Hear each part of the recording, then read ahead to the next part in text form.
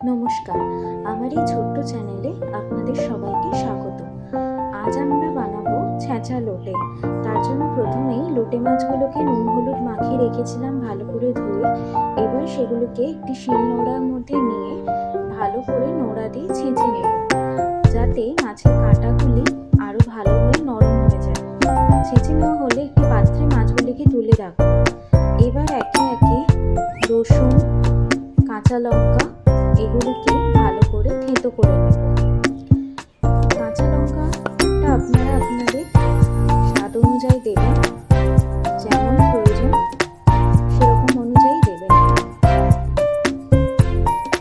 এগুলি ভালো করে থেঁতো করা হয়ে গেলে তারপর আমরা এর সঙ্গে একটু শুকনো লাল লঙ্কার গুঁড়ো মিশিয়ে দেবেন, দিয়ে ভালো করে মাছের গায়ে মাখিয়ে দেবেন।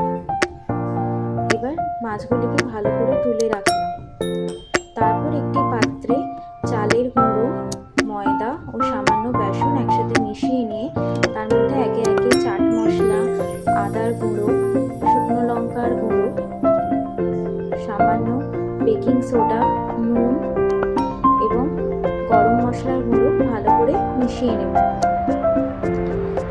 মিশ্রণটি ভালো করে মিশিয়ে নিয়ে তারপরে মাছগুলোকে এর মধ্যে একে একে কোট করে নিতে হবে।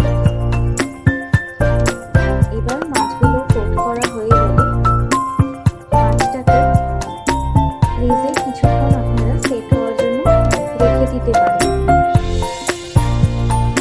আমি প্রায় আধ ঘন্টা মতো রেখে দিয়েছিলাম। ভিডিওটি করার সময় ফ্রিজে রাখার ক্লিপটি নিতে ভুলে গেছি, তাই আপনাদের সাথে শেয়ার করতে পারলাম না।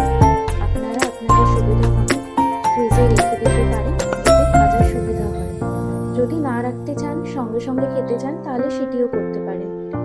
এবার একটি প্যানে তেল গরম করে একে একে মাছগুলোকে দিয়ে দেব।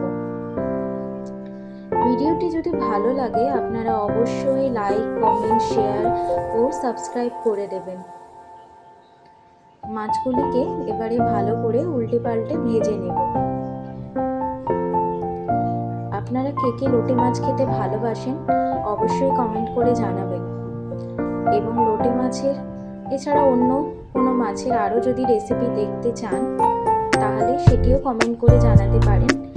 এরকম আরও ভালো ভালো রেসিপি পেতে আমাদের চ্যানেলটিকে সাবস্ক্রাইব করে দেবেন। এরপর মাছগুলিকে লাল লাল করে উল্টে পাল্টে ভালো করে ভেজে নেব। যারা ডিম খান না তারা এইভাবে মাছটিকে ভেজে নেওয়ার ফলে মাছটি আরও সুন্দর হয়ে শক্তভাবে ভেজে যাবে এবং আপনারা ভেঙে যাওয়ার চিন্তা ছাড়াই ভালোভাবে এই রেসিপিটি বানিয়ে নিতে পারেন।